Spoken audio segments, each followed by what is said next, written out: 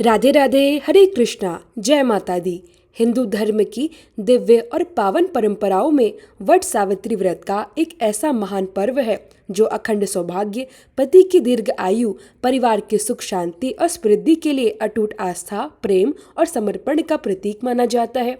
हर वर्ष ज्येष्ठ मास की अमावस्या तिथि को सुहागिन महिलाएं निर्जला व्रत रखकर वट वृक्ष की पूजा करती है और माता सावित्री के उस अद्भुत तप, त्याग और अटल संकल्प को स्मरण करती है, जिनके दृढ़ निश्चय ने मृत्यु के देवता यमराज को भी झुकने पर विवश कर दिया था। यह केवल एक साधारण कथा नहीं है, बल्कि यह एक ऐसा दिव्य संकल्प है जो हमें सिखाता है कि जब प्रेम, धर्म और श्रद्धा का रूप ले लेता है, तब भाग्य भी अपनी दिशा बदल लेता है। आज की इस पावन कथा का शुभारंभ करने से पहले आप सभी को वट सावित्री व्रत की हार्दिक शुभकामनाएं। भगवान आपकी हर मनोकामना पूर्ण करे, आपके परिवार में सुख शांति और सौभाग्य सदैव बना रहे। आइए कथा के शुभारंभ से पहले हम सभी देवी देवताओं का श्रद्धा पूर्वक आवाहन करें। सबसे पहले हम विघ्नहर्ता, गौरी पुत्र, प्रथम पूजनीय श्री गणेश जी का आवाहन करेंगे।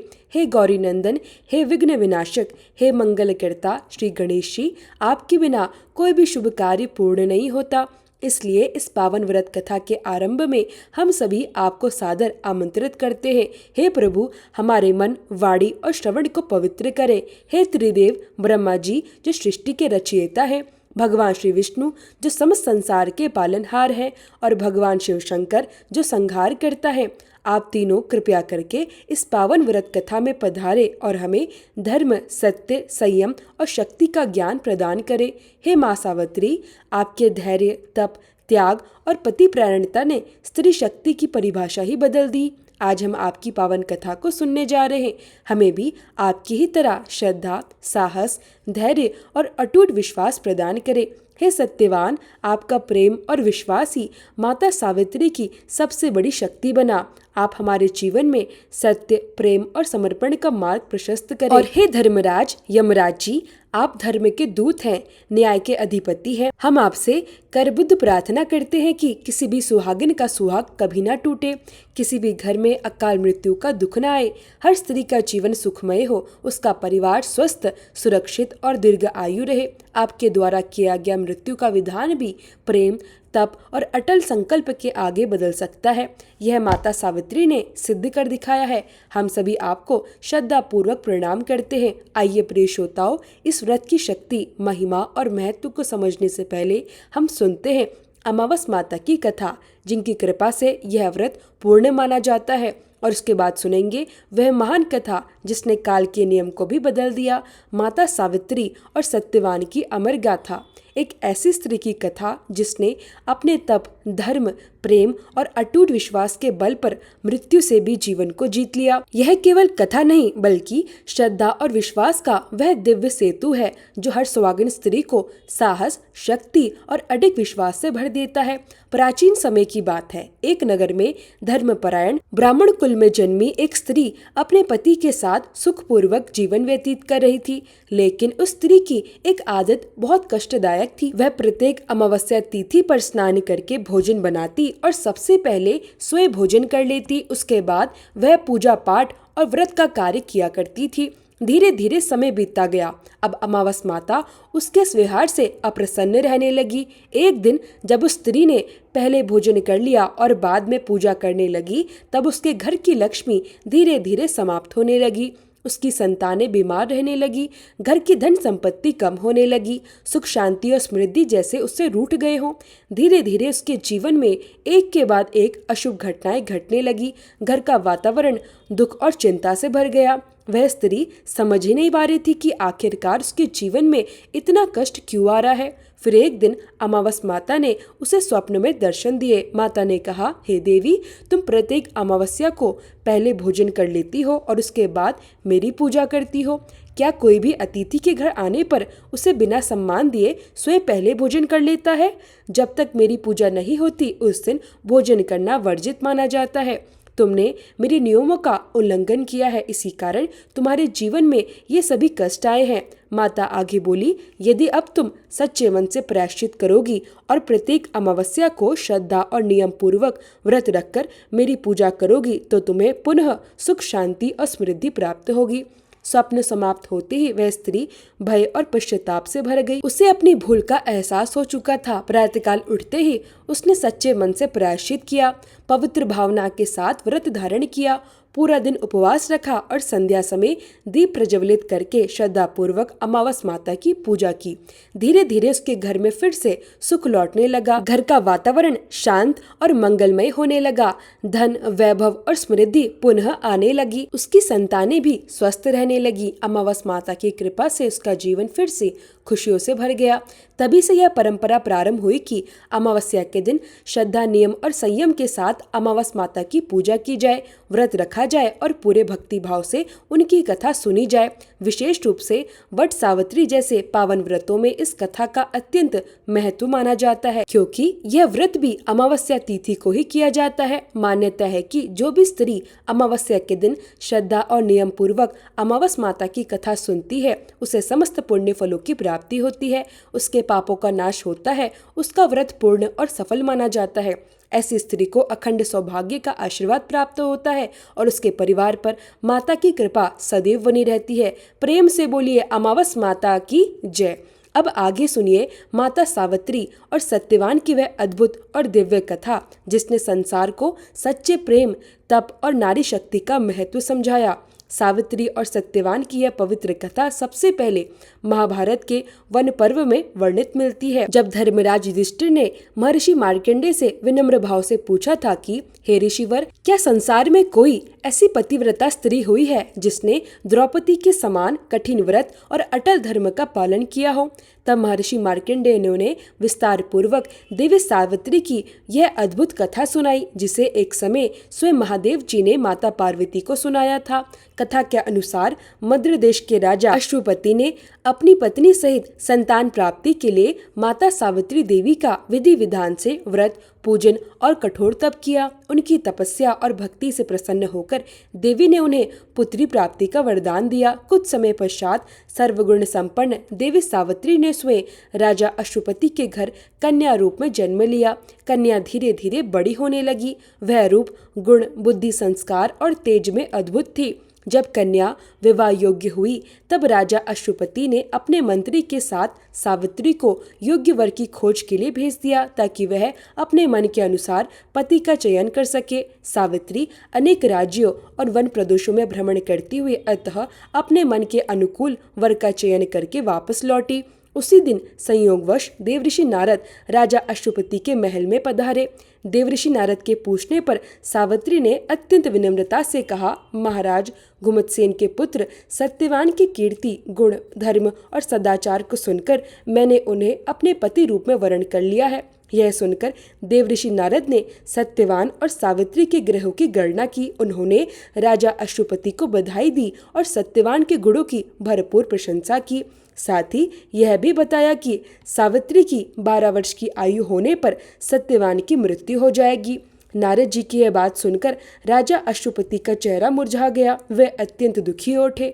तब उन्होंने अपनी पुत्री सावित्री को समझाते हुए कहा, पुत्री, तुम किसी अन्य योग्य वर का चयन कर लो। लेकिन सावित्री ने अत्यंत शांत और दृढ़ स्वर में उत्तर दिया, पिताजी, आर्य कन्या होने के नाते जब मैं एक बार सत्यवान को अपने पति रूप में स्वीकार कर चुकी हूँ, तो अब वह चाहे अल्प आयु हो या दीर्घ आयु, मैं किसी अन्य पुरुष को अपने हृदय में स्थान नहीं दे सकती। देवी सावित्री ने उसी समय देवऋषि नारद से सत्यवान की मृत्यु का निश्चित समय भी जान लिया। कुछ समय बाद शुभ मुहूर्त में सत्यवान और सावित्री का विवाह संपन्न हो गया। विवाह के बाद सावित्री अपने पति, सास और ससुर के साथ जंगल में रहने लगी। समय धीरे धीरे बीतता गया। उधर देवऋषि नारद द्वारा बताया गया वह निश्चित दिन भी धीरे धीरे निकट आने लगा। जब सत्यवान की मृत्यु का समय आने में केवल 3 दिन शेष रह गए, तब देवी सावित्री ने कठोर उपवास और तपस्या आरंभ कर दी। उन्होंने 3 दिनों तक निराहार रहकर भगवान का स्मरण किया और अपने पति की लंबी आयु के लिए प्रार्थना करती रही। अतः वह दिन भी आ गया जिसे देवऋषि नारद ने निश्चित बताया था। उस दिन प्रातःकाल सत्यवान लकड़ियां काटने के लिए वन की ओर जाने लगे। तब सावित्री ने अपने सास ससुर से विनम्रता पूर्वक अनुमति मांगी और स्वयं भी सत्यवान के साथ वन जाने लगी। सत्यवान और सावित्री दोनों वन की ओर चल पड़े। वन में पहुंचकर सत्यवान लकड़ी काटने के लिए एक विशाल वृक्ष पर चढ़ गए। कुछ ही देर बाद अचानक सत्यवान के सिर में भयंकर पीड़ा होने लगी। उनका शरीर कमजोर पड़ने लगा।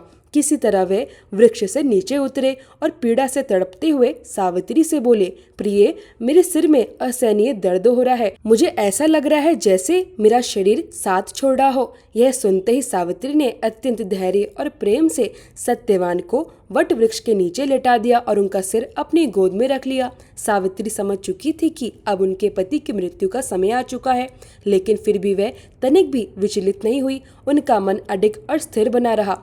तभी देखते ही देखते वहाँ यमराज प्रकट हुए। यमराज ने ब्रह्मा जी के विधान के अनुसार सत्यवान के प्राणों को अपने पाश में बांध लिया और वहां से चल पड़े। यमराज सत्यवान के प्राण लेकर आगे बढ़ने लगे।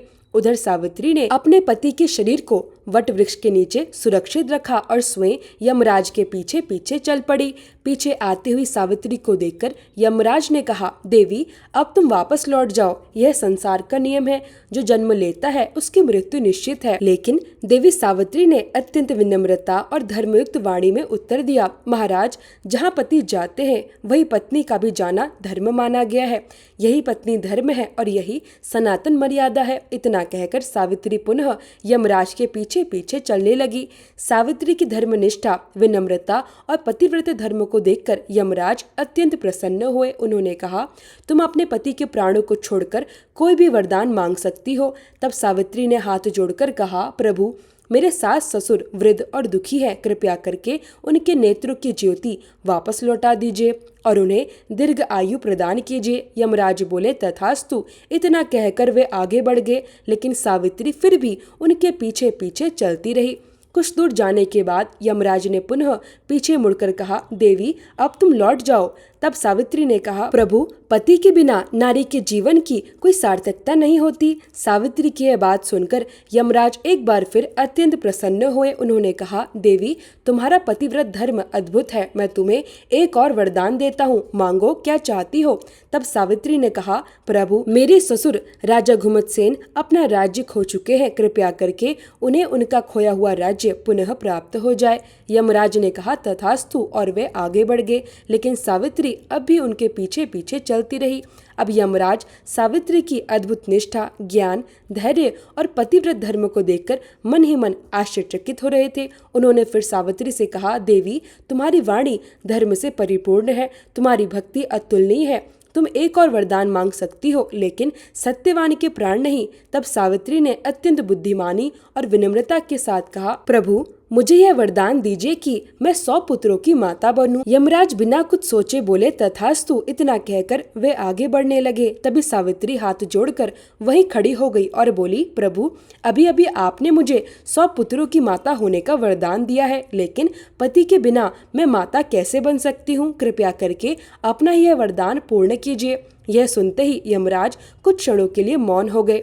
वह समझ चुके थे कि सावित्री केवल पतिव्रता ही नहीं, बल्कि अत्यंत बुद्धिमान, धर्मपरायण और सत्यनिष्ठ भी है। तब उन्होंने कहा, देवी सावित्री, संसार युगों युगों तक तुम्हारे पतिव्रत धर्म का स्मरण करेगा। मैं सत्यवान के प्राणों को मुक्त करता हूँ। इतना कहकर यमराज ने अपने पाश से सत्यवान के प्राणों को स्वतंत्र कर दिया। सावित्री सत्यवान के प्राणों को लेकर पुनः उसी वट वृक्ष के नीचे पहुंच गई, जहाँ सत्यवान का शरीर रखा हुआ था।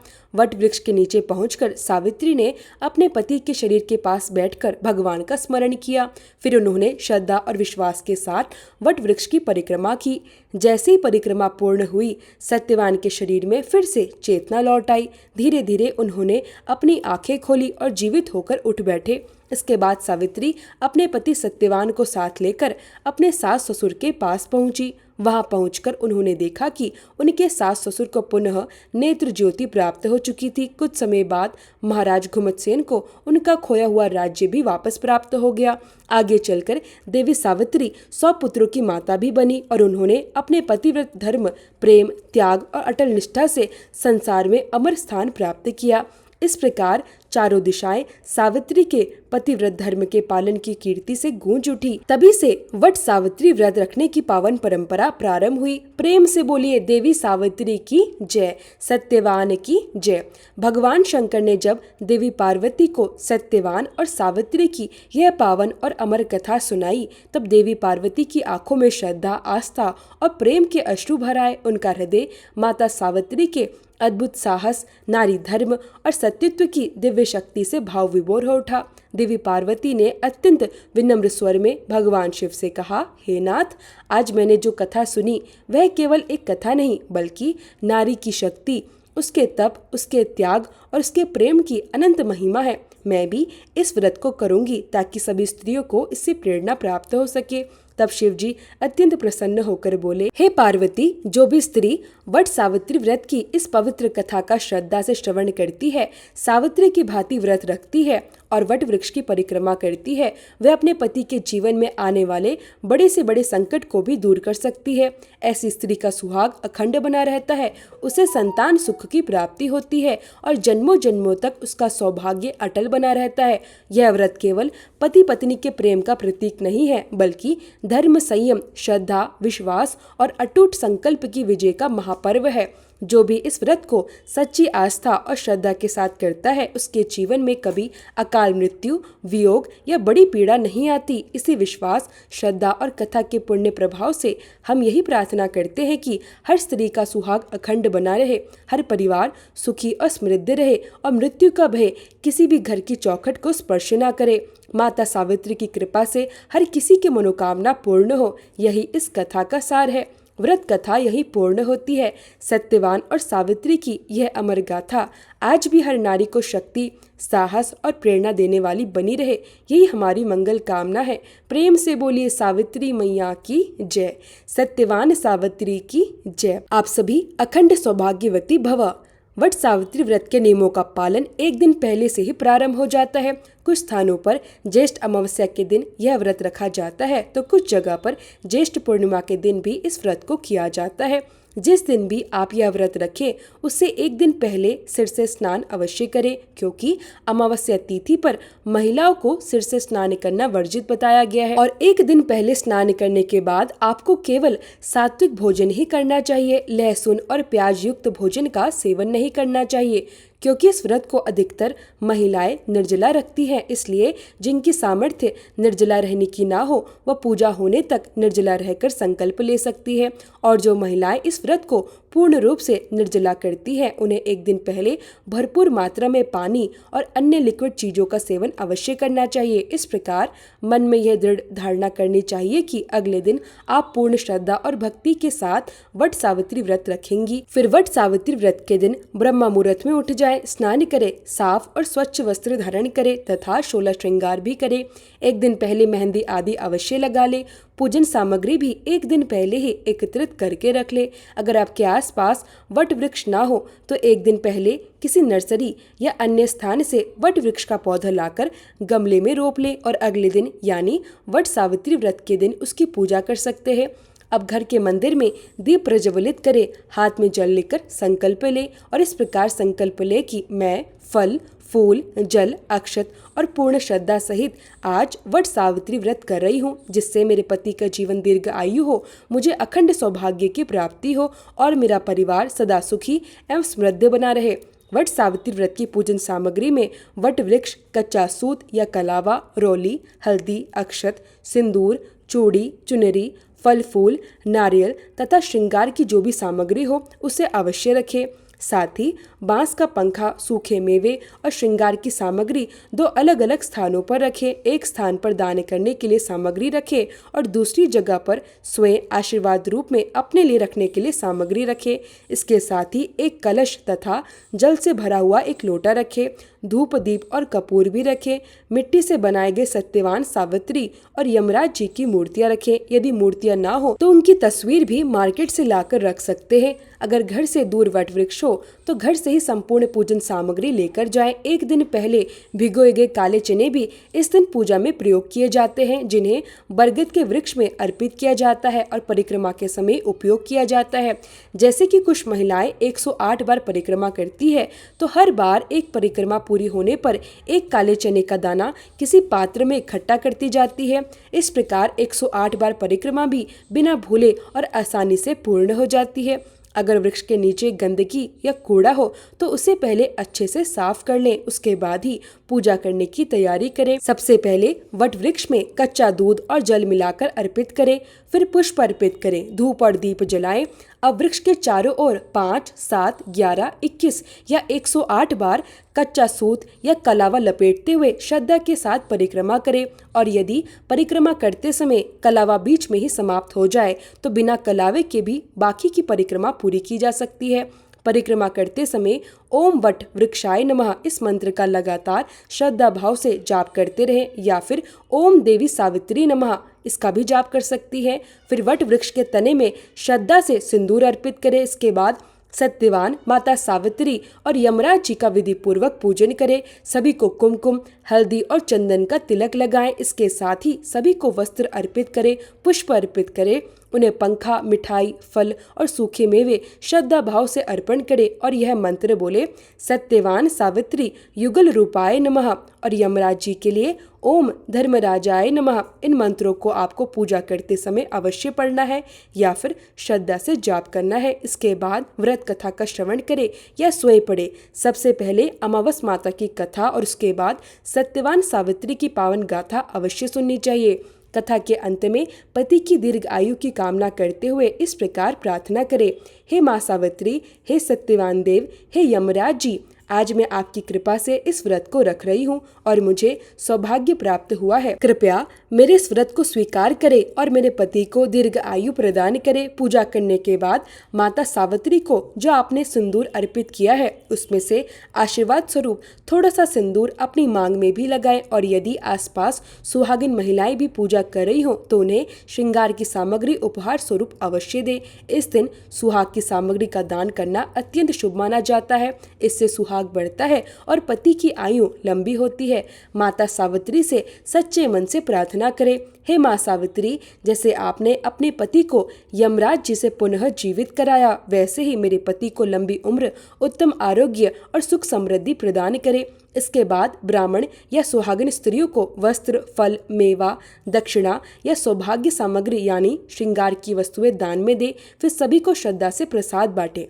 दिन भर उपवास रखें। यदि आपने पूरा दिन निर्जला उपवास नहीं रखना है तो भी अपना श्रद्धा के अनुसार व्रत करें, क्योंकि इस व्रत को सामान्यतः 24 घंटे तक निर्जला रहकर किया जाता है, यानी व्रत के सूर्योदय से लेकर अगले दिन के सूर्योदय तक यह अत्यंत कठिन और तपस्या समान व्रत माना जाता है। लेकिन यदि आपकी सामर्थ्य नहीं है तो जब आपने सुबह का पूजन पूर्ण कर लिया हो उसके बाद आप जल, फल, दूध या शरबत आदि का सेवन कर सकती है। यदि बहुत अधिक प्यास लगे और आपने निर्जला व्रत रखा हो तो ऐसी स्थिति में आप कुल्ला कर सकती है या केवल आचमन जितना जल भी ग्रहण कर सकती है। अगर शरीर पर अत्यधिक कष्ट होने लगे तो बीच में ही भगवान से क्षमा प्रार्थना करके जल का सेवन कर सकती है, क्योंकि यदि व्रत रखा है और मन केवल पानी या प्यास में ही लगा हुआ है तो ऐसा व्रत भी पूर्ण फल नहीं देता। जब किसी व्रत को पूरी श्रद्धा, नियम और त्याग के साथ रखा जाए तभी वह व्रत पूर्ण माना जाता है। इसलिए आपका स्वास्थ्य भी सबसे पहले है। पूजा करने के साथ ही अपने पति का भी पूजन करें। यदि पति साथ में हो तो उन्हें तिलक लगाएं, उनके चरण स्पर्श करके प्रणाम करें और उन्हें फल, मिठाई या मेवा आदि प्रसाद रूप में दें। अपने घर के बड़े बूढ़ों के भी चरण स्पर्श करें और उनका आशीर्वाद प्राप्त करें। यही संस्कार जीवन में सुख और सौभाग्य लेकर आते हैं। दिन भर श्रद्धा भाव से व्रत रखें। इस व्रत में दिन के समय सोना वर्जित माना गया है और जिन महिलाओं की श्रद्धा अटूट होती है वे रात्रि भर जागरण भी करती है। यदि पूरी रात जागरण करना संभव ना हो तो केवल शांत भाव से बैठकर कथाओं का श्रवण कर सकती है या फिर जो भी मंत्र जाप आदि करना हो वह कर सकती है। इस दिन बहुत अधिक बोलने से भी बचना चाहिए। मौन रहकर भगवान का ध्यान करना अधिक शुभ माना गया है। व्रत में स्त्री को केवल सात्विक भोजन ही करना चाहिए। यदि आप केवल अर्घ व्रत कर रही हैं यानी किसी कारणवश आपको इस व्रत में भोजन करना ही हो तो सात्विक भोजन या केवल फलहार कर सकती है। व्रत का फल तभी पूर्ण रूप से प्राप्त होता है जब उसे श्रद्धा, नियम और संयम के साथ किया जाए। मजबूरी में रखा गया व्रत वास्तव में व्रत नहीं माना जाता। व्रत का पारण अगले दिन किया जाता है, इसलिए अगले दिन सुबह जल्दी उठे, ब्रह्म मुहूर्त में उठकर स्नान आदि से निवृत्त होकर पूजा करें। यदि संभव हो तो एक बार वट वृक्ष को जल अर्पित करें और श्रद्धा से प्रणाम करें। यदि ऐसा संभव ना हो तो घर पर ही वट वृक्ष का ध्यान कर ले और त्रिदेवों का स्मरण कर ले। अमावस माता, देवी सावित्री और सत्यवान जी का ध्यान करें, फिर हाथ में जल लेकर अपनी परंपरा के अनुसार व्रत का पारण करें। कुछ लोग बरगद के फल ग्रहण करके व्रत खोलते हैं तो कुछ लोग काले भिगोए गए चने को प्रसाद स्वरूप ग्रहण करके पारण करते हैं। वहीं कुछ लोग मीठे पुए, पूरी या पकवान आदि ग्रहण करके व्रत खोलते हैं। यदि आपने निर्जला व्रत रखा है तो व्रत खोलते समय विशेष सावधानी बरतनी चाहिए। व्रत को कभी भी बहुत ज़्यादा खट्टी चीज़ों से, बहुत ज़्यादा गर्म मसालों से या अत्यधिक तीखी चीज़ों के साथ नहीं खोलना चाहिए। ऐसी स्थिति में आप नारियल पानी, शक्कर मिला हुआ पानी या साधारण जल से व्रत खोल सकती है। उसके कुछ समय बाद सात्विक भोजन और प्रसाद आदि ग्रहण कर सकती है। इस प्रकार जो भी स्त्री इस व्रत को विधि विधान और श्रद्धा के साथ करती है वह माता सावित्री के समान सतीत्व को प्राप्त करती है। पति पत्नी का प्रेम अमर बना रहता है, सौभाग्य अखंड रहता है और यमराज जी भी उसके पति को छू नहीं सकते। व्रत की जो भी पूजन सामग्री होती है उसका विसर्जन आपको अगले दिन व्रत खोलने के बाद ही करना चाहिए। तो यह थी आज की पूरी जानकारी। जय माता सावित्री।